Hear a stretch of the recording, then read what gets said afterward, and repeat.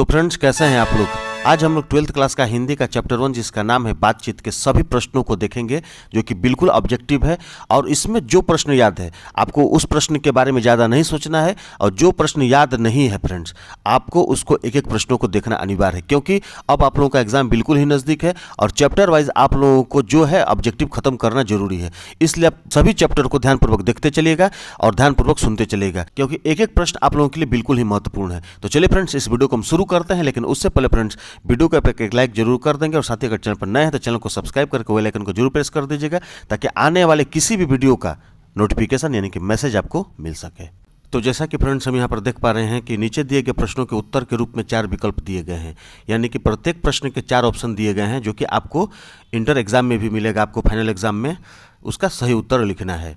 Chapter 1 है 12th class का, जिसका नाम है बातचीत। और इसका जो पहला प्रश्न है कि बातचीत शीर्षक निबंध के अनुसार, बातचीत शीर्षक निबंध के अनुसार जो कुछ मवाद या धुआं जमा रहता है वह भाप बनकर निकल जाता है कैसे। तो इसका सही जवाब होगा ऑप्शन सी, बातचीत के जरिए। यानी कहने का मतलब है कि किसी भी तरह का अगर आपस में लोगों का मतभेद हो तो बातचीत के जरिए वो संभव है, हल निकल सकता है उसका।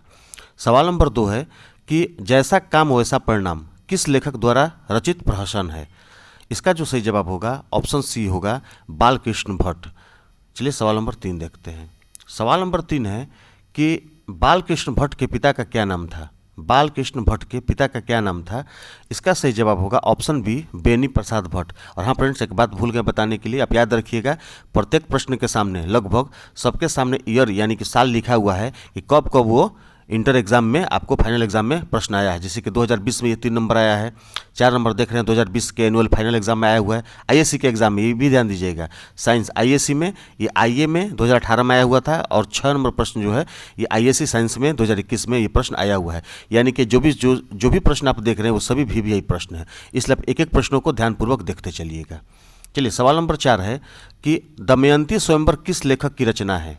दमयंती स्वयंवर किस लेखक की रचना है। Option A, Chandradhar Sharma Guleri, B, Malayaj, C, Balkrishna Bhatt और डी, भगत सिंह।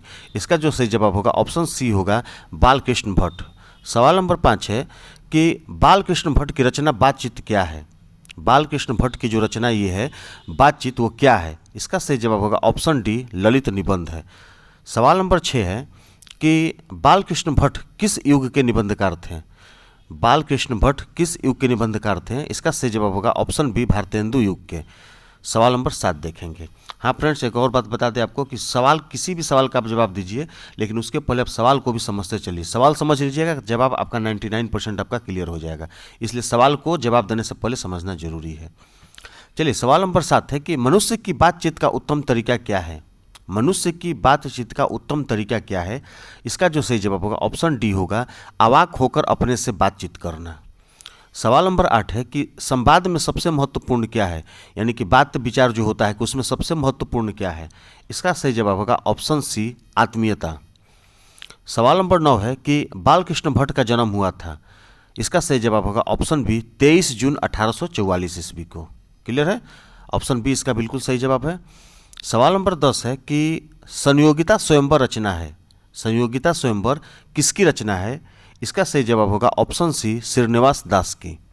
सवाल नंबर 11 देखेंगे।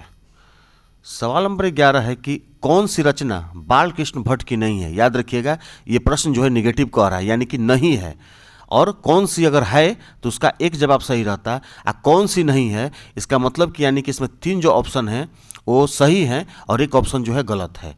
कहने का मतलब है कि 3 ऑप्शन इसमें का इस प्रश्न के हिसाब से गलत है और एक ही ऑप्शन सही है। इसका सही जवाब होगा ऑप्शन डी, परीक्षा गुरु। यानी कि परीक्षा गुरु जो है वो बालकृष्ण भट्ट की रचना नहीं है। सवाल नंबर 12 है कि कौन सी रचना बालकृष्ण भट्ट की है। देखिए दोनों प्रश्न आपको एक ही जगह दे दिया, बालकृष्ण भट्ट की रचना कौन सी नहीं है और कौन सी बालकृष्ण भट्ट की रचना है।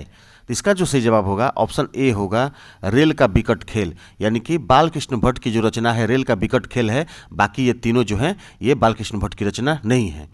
सवाल नंबर 13 है कि बालकृष्ण भट्ट ने कौन सा मासिक पत्र निकाला था।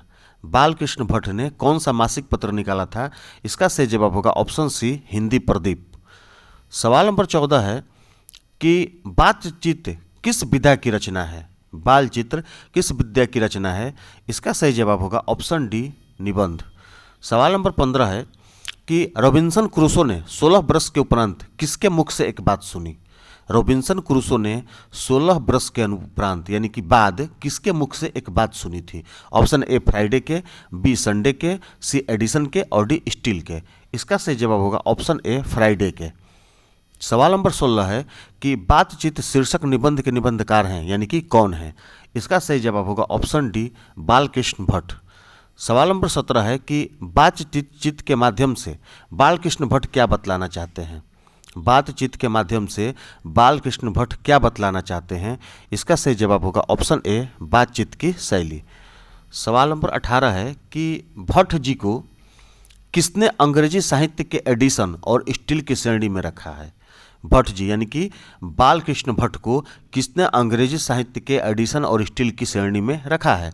Option A, Hazari Prasad Dwivedi, B doctor Nagendra, C Ramchandra Shukla और डी रामविलास शर्मा। इसका सही जवाब होगा ऑप्शन सी, रामचंद्र शुक्ल। सवाल नंबर 19, बालकृष्ण भट्ट का निवास स्थान कौन सा है? बालकृष्ण भट्ट का निवास स्थान कौन सा है? इसका सही जवाब होगा ऑप्शन बी, इलाहाबाद, उत्तर प्रदेश। सवाल नंबर 20 है कि बालकृष्ण भट्ट ने किस पत्रिका का संपादन किया? इसका सही जवाब होगा ऑप्शन सी, हिंदी प्रदीप का।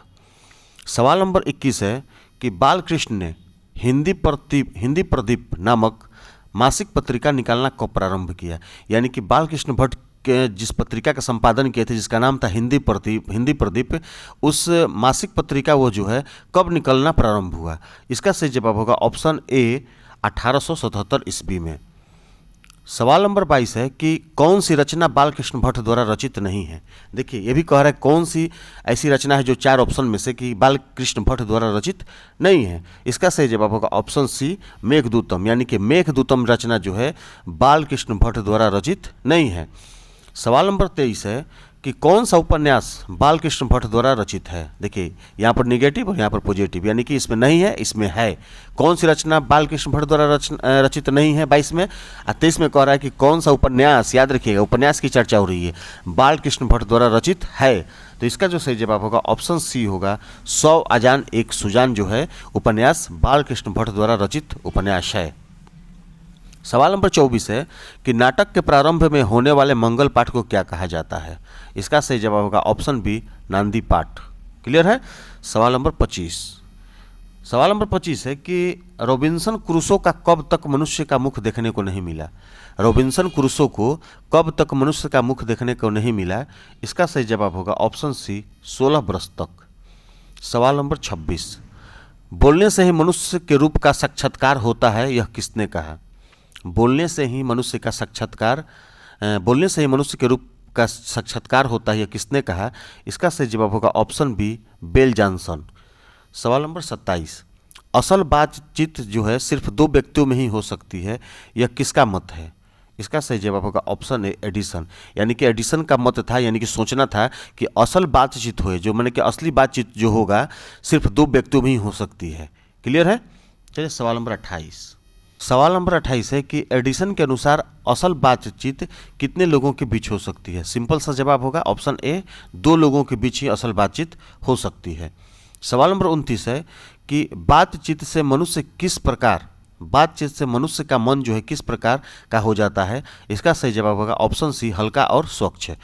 सवाल नंबर 30 है कि किसके न होने से सृष्टि गूंगी प्रतीत होती है? इसका सही जवाब होगा ऑप्शन बी, वाक शक्ति। सवाल नंबर 31 है कि आर्ट ऑफ कन्वर्सेशन कहाँ के लोगों में सर्वाधिक प्रचलित है? इसका सही जवाब होगा ऑप्शन सी, यूरोप के। सवाल नंबर 32 है कि बालकृष्ण किस काल के रचनाकार हैं? यानी कि बालकृष्ण भट्ट जो हैं किस काल के रचनाकार हैं? इसका सही जवाब होगा ऑप्शन डी, आधुनिक काल के।